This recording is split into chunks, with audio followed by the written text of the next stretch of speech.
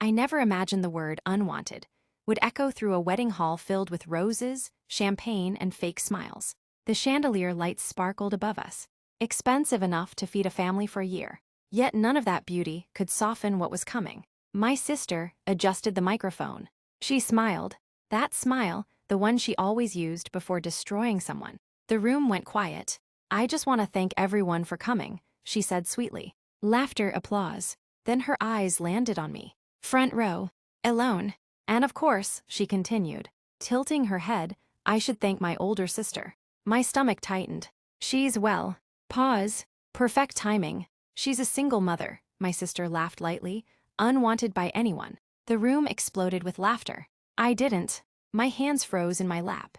I looked toward my parents. My mother covered her mouth, not in shock, but to hide her smile. My father turned his face away, shoulders shaking as he tried not to laugh out loud. That hurt more than the words. I felt heat crawl up my neck, my chest tightening as if the air had been sucked out of the room. I wanted to disappear. My sister wasn't done. "She's here today," she added. "Because, well, family obligation, right?" More laughter. Someone clinked a glass. I could feel eyes on me, pity, amusement, judgment. No one defended me. Not my parents. Not my relatives. Not a single soul. Except one person. The groom. I noticed it before anyone else. His smile vanished. His jaw tightened. His fingers curled around his champagne glass, too tight. He looked at my sister like he was seeing her for the first time. She didn't notice. She was too busy enjoying her moment. "She's kind of like a used product." My sister joked. "You know, once returned, no one wants it again." This time, the laughter was uncomfortable. My mother whispered something to my father. He nodded. I stood up. I didn't cry. I didn't scream.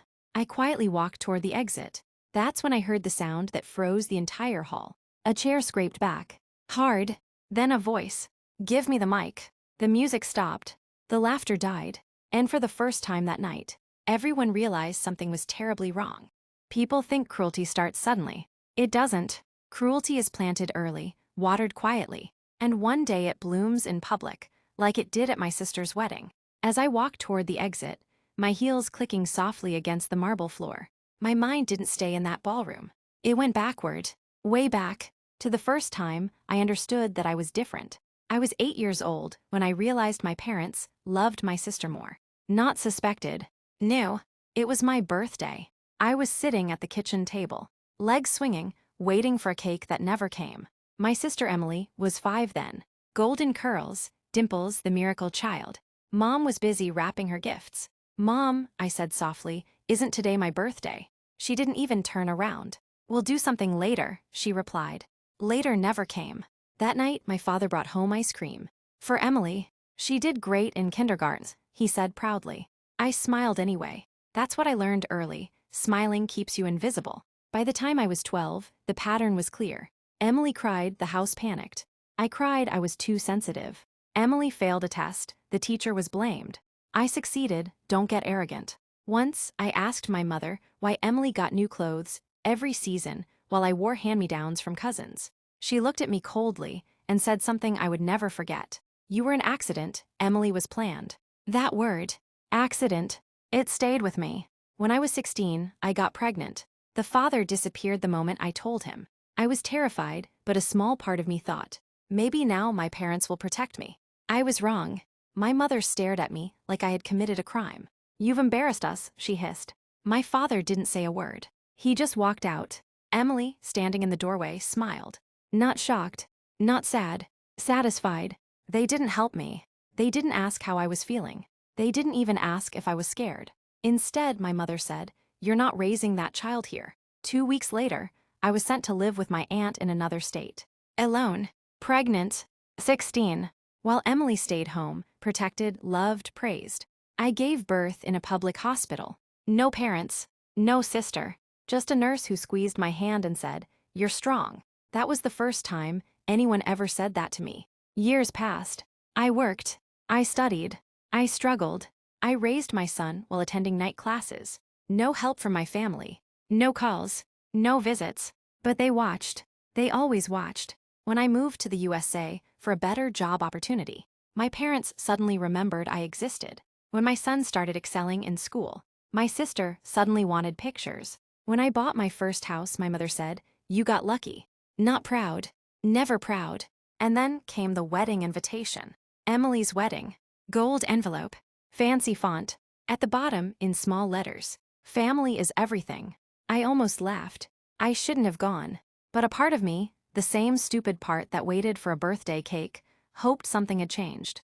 I wore a simple dress, did my makeup myself, held my head high, and then my sister stood up with a microphone and called me unwanted, as if my entire life had been reduced to a joke, as if my pain was entertainment. But what Emily didn't know, what my parents didn't know, was that my life in the USA wasn't what they thought. I wasn't struggling anymore. I wasn't begging anymore.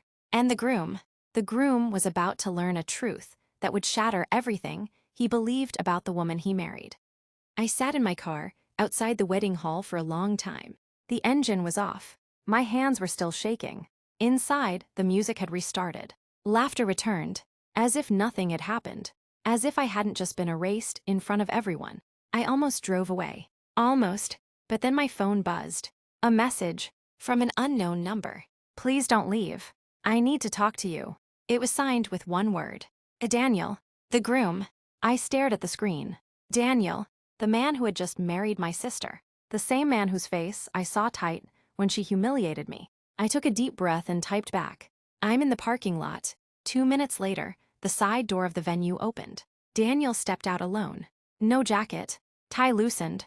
Face pale. He looked like someone whose world had cracked, but hadn't fully collapsed yet. "Thank you for staying," he said quietly. I didn't answer. He leaned against a pillar and exhaled slowly. "What she said about you, that wasn't in her speech draft." I gave a small, bitter smile. "It never is." He flinched. "She told me you didn't come because you were unstable," he continued, "that you struggled with bad choices, that you depended on your parents financially." I laughed. Not loudly, not dramatically, just enough to surprise him. "That's funny," I said.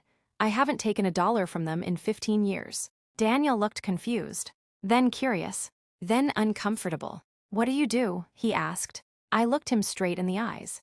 "I'm a senior operations director at a medical logistics firm in California," I said calmly. "I manage contracts worth millions. I employ 42 people." Silence. "I moved to the USA with nothing," I added, "a suitcase, a baby, and a student visa." His mouth opened slightly. That's not what Emily said."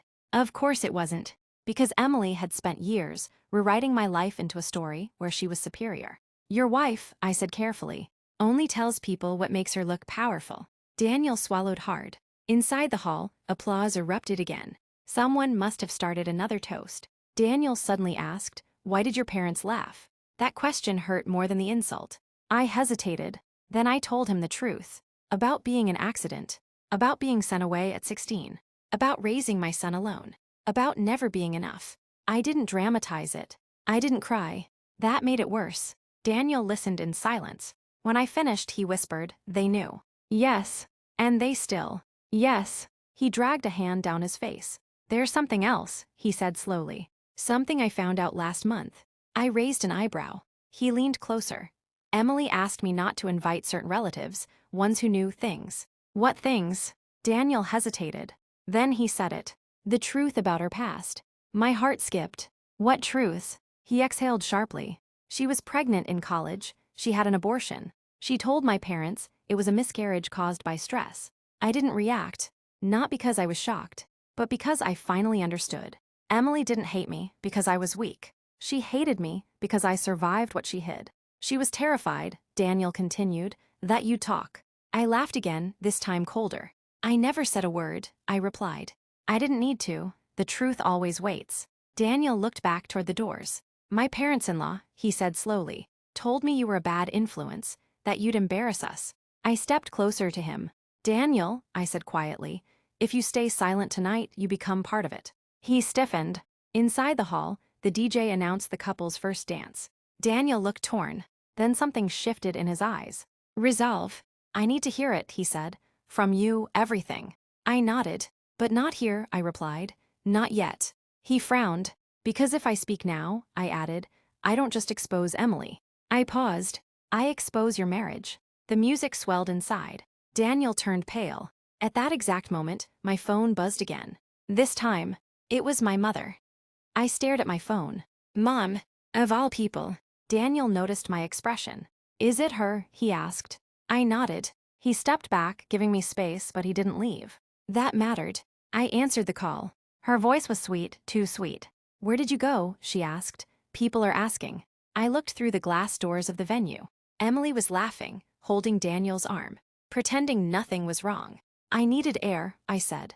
My mother sighed dramatically. You always ruin important moments with your drama. There it was, the familiar blade. Daniel's jaw tightened. Emily told me what she said was a joke. My mother continued. You're too sensitive, you always have been. I closed my eyes. I'm not coming back in, I replied calmly. Silence. Then her tone changed. Cold, sharp. If you don't return, she said, people will start asking why. And, I asked, and I won't stop Emily from telling them about your past. I almost laughed. What past? I asked. The one where you sent me away pregnant, or the one where I raised my son alone, while you pretended I didn't exist. Her breathing grew heavier. Lower your voice, she snapped. This isn't the time. It never is, I replied. Daniel leaned closer. I turned on speaker. My mother didn't know. Listen carefully, she said. Emily's happiness comes first, you've always known that. Daniel froze. What? He whispered. She's married now, my mother continued. You should be grateful we even invited you. That was it. I felt something inside me break, cleanly, quietly. I'm hanging up, I said. No, she hissed. If you embarrass us tonight, don't ever contact us again. I smiled. Deal. I ended the call. Daniel stared at me like he had just watched a mask fall off a face he trusted. They actually think like that, he said. They always have, I replied. Before he could respond, the side door burst open. Emily. Her dress rustled as she stormed toward us. What are you doing? She hissed. Grabbing Daniel's arm. The photographer is waiting. She looked at me with pure hatred. What did you tell him? She demanded. Nothing, I said. Not yet. Her eyes flicked to Daniel's face. Panic. Daniel, she laughed nervously. She's upset, you know how she is. Daniel slowly pulled his arm away. No, he said quietly. I don't. Emily's smile cracked. She's lying, Emily snapped, pointing at me. She's always been jealous of me. Daniel looked at her. Then at me. Then back at her. Did you call her unwanted? He asked. Emily shrugged. It was a joke. Did your parents laugh? He continued. She hesitated, then rolled her eyes. Everyone knew what I meant. That answer killed something in him. Inside the hall, the MC announced. Let's invite the groom for a few words. Applause thundered. Emily's face lit up. She squeezed Daniel's hand. Your turn, baby. Daniel didn't move. He looked at the microphone stand near the entrance. Then at me. Then back at the doors. I need to say something, he said. Emily's grip tightened. No, she whispered. Not now. Daniel gently removed her hand. Yes, he replied. Now. Emily's face drained of color. Because she finally understood. This wasn't damage control anymore. This was exposure. Daniel didn't walk toward the microphone immediately. Instead, he reached into his jacket pocket. Emily noticed. Her eyes followed his hand. What is that? She asked, her voice suddenly thin. Daniel didn't answer. He looked at me. Really looked. Not like the others had, not with pity or judgment, but like someone finally trying to understand the full picture. I checked my email last week, he said quietly, because something didn't sit right. Emily shook her head, laughing too loudly. Daniel, you're tired. This is wedding stress. He ignored her. There was a message, he continued, from your father. My stomach tightened. Daniel pulled out his phone and turned the screen toward me. An email. Subject line. Regarding your future wife, sister. I read it. Once. Twice. Every word hit harder than the last. She has a history of bad decisions. She gets emotional. If she speaks tonight, please don't believe her. We've dealt with her our whole lives. I felt cold. Daniel's voice shook slightly. Your parents tried to poison me against you before I even met you. Emily's lips parted, but no sound came out. They warned me, Daniel went on, that you might try Taro in the wedding because you were jealous. I handed the phone back. That email, I said softly, is who they really are. Emily suddenly snapped. Why are you digging into this now? She yelled, this is our wedding. Daniel turned to her slowly. No, he said, this is my life. Inside the hall, the applause grew louder. Daniel, someone shouted. Emily grabbed his arm again. Please. She whispered, not here, not today. Her voice cracked. Fear. Not guilt. Fear of being exposed. Daniel gently removed her hand. You let them laugh at her, he said. You laugh too. She deserved it, Emily burst out. The words hung in the air. I felt something inside me finally go quiet. Daniel stared at her. She deserved humiliation, he asked. She chose her life, Emily shot back. She got pregnant, she messed up. I stepped forward. And you hid your mess, I said calmly. Emily spun toward me. You promised you'd never tell. I kept that promise, I replied. You broke everything else. Footsteps echoed behind us. My parents. My mother's face was tight with panic. My father's jaw was clenched. What's going on? My mother asked sharply. Why isn't Daniel inside? Daniel held up his phone. Because of this, he said. My father's eyes flicked to the screen. Then away. You misunderstand, my mother said quickly. Family matters are complicated. No, Daniel replied. Cruelty is simple. The MC's voice boomed again. Let's welcome the groom for a special message. Spotlight swung toward the entrance. People turned. Phones came out. The moment had arrived. My mother leaned close to Daniel and whispered urgently. If you do this, you will destroy this family. Daniel looked at me, then at Emily, then at my parents, and finally at the microphone. Good, he said quietly. And he walked forward. The room was still clapping when Daniel took the microphone. The applause faded slowly, confused. People expected romance, gratitude, a perfect groom speech. Daniel stood there silently for a moment, looking out over the crowd. Then he spoke. I want to thank everyone for coming tonight. Polite smiles returned. My parents relaxed slightly. Emily squeezed his arm again. Then Daniel did something no one expected. He turned his body and faced me. The room followed his gaze. A hush fell. This wedding, he said clearly, was built on love. Emily nodded, smiling. But love doesn't laugh when someone is humiliated. The smiles froze. Whispers began. I watched my wife call her own sister unwanted in front of you all. Daniel continued, and I watched her parents laugh. A sharp intake of breath rippled through the room. My mother's face went pale. My father stared at the floor. Emily whispered urgently, stop. Daniel didn't. She didn't ask for pity, he went on. She didn't ask for attention. He looked straight at me. She asked for basic human dignity. The silence was heavy now. Phones were fully raised. I was told she was unstable. Daniel said that she would try to ruin this wedding. He paused. The only thing she ruined tonight was a lie. Emily lunged for the mic. Daniel stepped back. Don't, he said quietly. The DJ froze. The band stopped. My in-laws warned me about her. Daniel continued, holding up his phone. They asked me not to believe her if she spoke. Gasps erupted. My mother whispered, Daniel, please. He ignored her. I found out, he said, that the woman you just watched being mocked is a senior operations director in California. Murmurs. She raised a child alone, he added. She built a life without help. The crowd shifted. Confusion turned into discomfort. And the people who should have protected her, Daniel asked. He turned toward my parents. They sent her away at 16. Someone audibly gasped. Emily screamed, that's enough. Daniel raised his voice for the first time. No, he said firmly, this is enough. He looked back at me. There's something else you should all know. My heart pounded. The reason Emily hated her, Daniel continued, is because she survived what Emily hid. The room felt like it stopped breathing. My wife had a pregnancy in college. He said evenly. She erased it, she rewrote the story. Emily let out a sob. Daniel, stop, she cried. He lowered the mic slightly. I'm not saying this to shame you, he told her. I'm saying it because you chose cruelty instead of honesty. He turned to the crowd one last time. Tonight, Daniel said, I learned something important. He paused. I married into a family that laughs at pain. Then he did the unthinkable. He set the microphone down and walked away from the altar. Emily collapsed into a chair. My parents stood frozen. The room exploded into chaos. And through all of it, Daniel walked straight toward me. Daniel stopped in front of me. The noise behind us felt distant, like the world had separated into two parts. One where chaos screamed, and one where truth finally stood still. I'm sorry, he said. Not loudly. Not for attention. Just real. For not seeing it sooner. I shook my head. You didn't create this. He nodded slowly, but I won't ignore it. Behind us, my mother's voice cut through the noise. This is a misunderstanding, she cried to the guests. Family matters should stay private. Private? That word again. Always private when the cruelty was public. My father finally spoke, his voice sharp with panic. Daniel, come back, we can talk about this. Daniel didn't even turn around.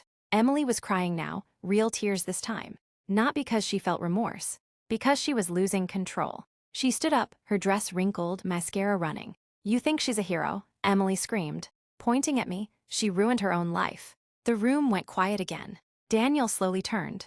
No, he said calmly, she survived it. That sentence hit harder than any insult I'd ever heard. Emily laughed hysterically. You don't know her like I do. Daniel took a step forward. You're right, he said. I don't know her like you do. He paused. I know her better. The guests shifted. Some looked ashamed, others curious, a few sympathetic. My mother rushed toward me, lowering her voice. Please, she whispered, grabbing my arm. Say something, fix this. I looked at her hand on my arm. The same arm she never held when I was 16. The same arm that rocked my son alone at 3 a.m. Let go, I said quietly. She didn't. So Daniel spoke. She doesn't owe you silence, he said firmly. My mother recoiled. My father stepped in front of us, his face tight. You don't understand what you're destroying, he warned Daniel. Daniel met his eyes. No, he replied. I understand exactly what I'm ending. He turned to the guests. I won't continue the celebration, he announced. But I will continue my life, honestly. Whispers exploded. Is the wedding over? Did he just leave her? This is unbelievable. Emily screamed his name. Daniel didn't answer. He looked at me one last time inside that hall. You don't have to say anything, he said softly, but if you do, I'll stand with you. I thought about the little girl, waiting for a cake. The teenage girl sent away. The woman called Unwanted. And I realized something. I wasn't shaking anymore. I stepped forward. Not to scream, not to accuse, just to speak. I didn't come here for revenge, I said calmly. I came because I believed family meant something. My parents stared at me like strangers. I was wrong, I continued. Family is what you protect, not what you humiliate. Silence. I forgive you, I said and meant it. But I won't carry your shame anymore. That broke them. My mother's face crumpled. My father looked older than I'd ever seen him. I turned away. As Daniel opened the exit door for me, I heard Emily's voice one last time. This isn't over. Daniel didn't even look back. For you, he said, it is. We walked out together. Into quiet. Into night air. Into something new. But the final chapter hadn't been written yet. I thought walking out of that wedding would feel like loss. It didn't. It felt like weight leaving my body. The night air was cool, quiet, the opposite of the chaos we'd left behind. Daniel walked beside me to the parking lot. Neither of us spoke for a while. Then he said, You were the strongest person in that room. I shook my head. No, I replied. I was just done being small. We went separate ways that night. No promises. No dramatic gestures, just respect. And that mattered more than anything. What happened next? The story didn't end with applause or revenge. It ended with consequences. Emily's wedding never fully recovered. Videos from that night spread fast, whispered conversations, shocked faces, Daniel walking away from the altar. Within weeks, the truth became public. Not because I told it, because silence couldn't hold it anymore. Daniel filed for an annulment. Quietly. No interviews, no public drama, just a clean exit from a lie he refused to live in. Emily moved back in with my parents. The house that once rejected me now felt too small for all their regret. Friends stopped calling her. Invitations dried up. People remembered the word she chose that night. Unwanted. And how easily she said it. My parents tried to reach me. Texts at first, then calls, then long emails filled with apologies that arrived 15 years too late. I read them. I didn't respond. Not out of anger. Out of peace. My life. Back in California, my life continued but lighter. I focused on my work. On my son. On mornings without dread. One evening my son asked, Mom, why don't we visit Grandma anymore? I smiled softly. Because sometimes, I said, loving yourself means walking away. He nodded. He understood more than I ever did at his age. Months later, I received a letter. From Daniel. He didn't ask for anything. He just wrote, Thank you for showing me what honesty looks like. I hope life gives you everything you deserve. I folded the letter and placed it in a drawer, not as a memory of pain, but as proof. The truth. I was never unwanted. I was inconvenient to people who thrived on control. I wasn't weak. I was inconveniently strong. The wedding wasn't my humiliation. It was my release. And the laughter that once broke me, It lost all its power, because the loudest sound that night wasn't cruelty, it was truth finally being heard.